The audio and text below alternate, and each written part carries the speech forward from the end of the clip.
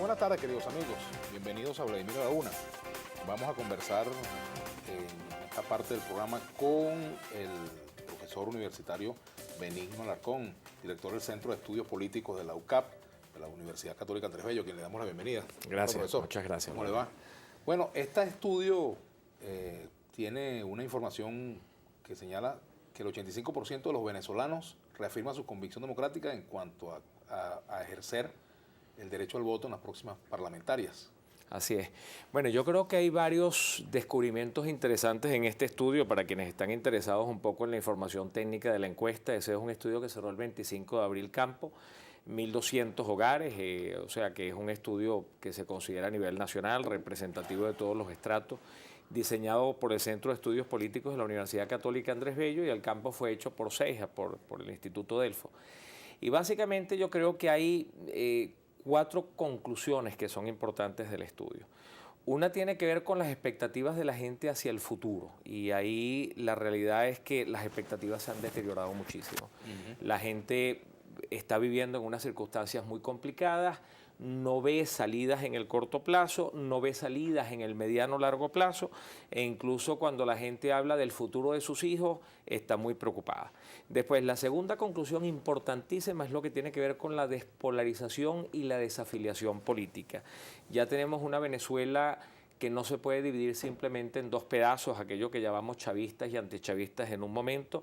Hoy tenemos un espectro político mucho más rico que un simple picar la torta en 2 pedazos. Pero eso puede tener una expresión electoral concreta, hay una opción que pueda aglutinar eso, es visible, yo no Mira, la veo. yo no sé si en este momento posiblemente no hay un tercer factor, por decirlo así, que pueda aglutinar eso, pero sí creo que tiene consecuencias en lo electoral.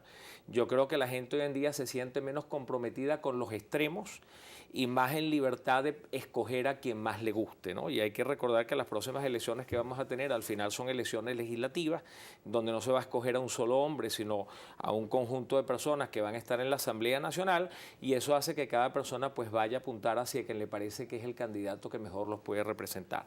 Después, por el otro lado, otra conclusión, quizás la más importante del estudio, y además era la razón de hacer el estudio, era verificar cómo estaban los niveles de confianza hacia la autoridad electoral, hacia el Consejo Nacional Electoral y hacia las condiciones electorales.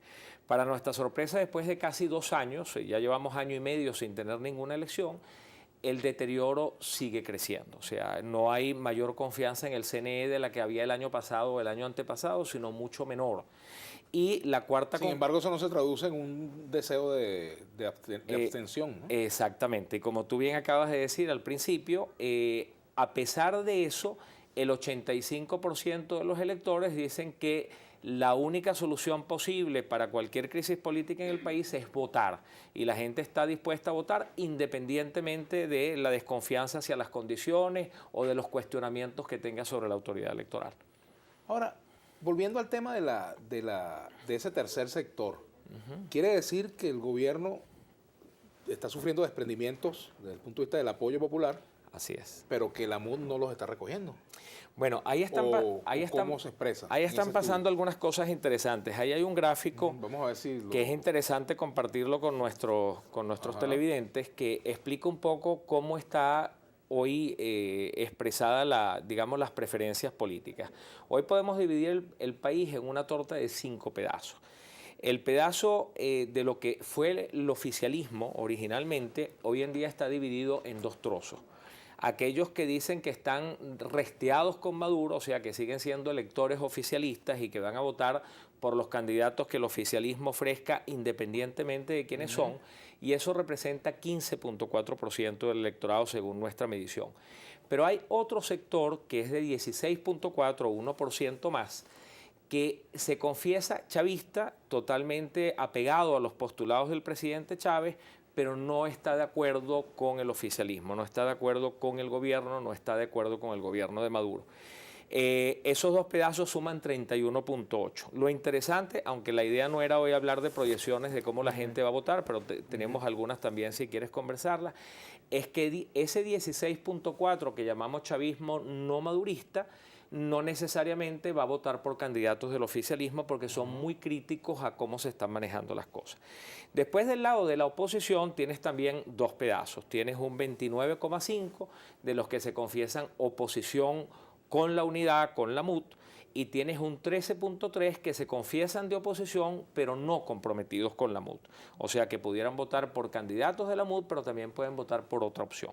Y después hay un pedazo que viene creciendo de manera muy importante, que en algún momento los llamábamos niní, pero creo que esa expresión es infeliz, porque al final el niní puede interpretarse como un individuo que no le importa, que es apático, y no es la realidad. Es un individuo que sí tiene preocupaciones en lo político. Lo que no es, digamos, no es dogmático en su apoyo. Exactamente. Entonces es una no es incondicional, pues. Así es, Vladimir. Entonces es una persona que definitivamente no se compromete incondicionalmente con ninguno de los lados, sino que él quiere saber quiénes son las personas, cómo lo van a representar. Y ese puede votar hoy por el chavismo y mañana por la oposición. Así es. Y al revés. Así es. Bueno, y ese pedazo que nosotros lo llamamos, tomando una expresión de un focus group, lo llamamos todos los políticos son iguales. Ese pedazo representa la cuarta parte del total del electorado, 25% del electorado. Entonces, evidentemente, ahí va a estar la gran pelea por tratar de ganar el pedazo mayor de ese electorado. Ahora, tú señalabas allí que hay un sector del chavismo que se declara no madurista. Sí. Ese sector tal vez es más proclive de votar por candidatos del PSUV que de la oposición. Todo depende del mensaje, ¿no? Es decir, que estas cifras que están aquí planteadas no necesariamente reflejan lo que va a pasar en diciembre o en noviembre. No necesariamente, pero lo que hay que tomar en cuenta es que ese pedazo que se declara chavista no madurista es tremendamente crítico de cómo se están manejando las cosas en el gobierno. Entonces, si aparecen personas que se identifican con el chavismo, pero no necesariamente con el gobierno en el proceso electoral, pues es posible que ese sector pueda capitalizar a ese grupo de electores que se confiesa Depende chavista. del mensaje también.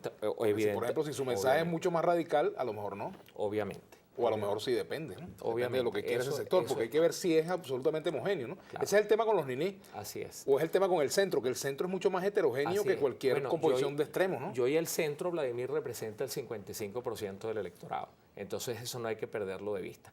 Entonces una cosa que es fundamental para cualquier partido en este momento es la lucha por la legitimidad. Eso es fundamental. ¿Quiénes tienen oportunidad de ganar una elección hoy en día? Aquellos que tengan mayor legitimidad independientemente del lado que representen. Pero la legitimidad es fundamental en este proceso. Ya no es un apoyo incondicional, no es una posición incondicional, sino tiene que ver mucho más con un proceso completamente distinto. Ahora, también es interesante evaluar el tema de las primarias de la oposición. Esos resultados de las primarias a la luz de la fuerza opositora, ¿cómo los lees tú, Benigno? Mira, yo creo que hay varias cosas allí que son interesantes. Si tú me hubieras hecho esta misma pregunta antes de las primarias, yo hubiera pensado, y me equivoqué, yo hubiera pensado que la participación en las primarias de la oposición porcentualmente iba a ser mucho menor que en las primarias aquellas que hubo en el 2010. ¿Y por qué pensé que iban a ser menor? Porque hay una cosa que sí está instalada y sí aparece también en este estudio, que tiene que ver con la desconfianza hacia el organismo electoral y con un miedo especial hacia el tema del secreto del voto. Eso es un tema importante. O sea, la mayoría de la gente piensa, aquí tenemos por ejemplo lo que son los niveles de confianza hacia el CNE. En el año 2003 representaban, básicamente teníamos que un 21,8% no confiaba en el CNE y un 20,4% confiaba algo en el Consejo Nacional Electoral. En el 2014 esto subió al 56% los que no confían en el CNE y en el año 2015 estamos en el 64%.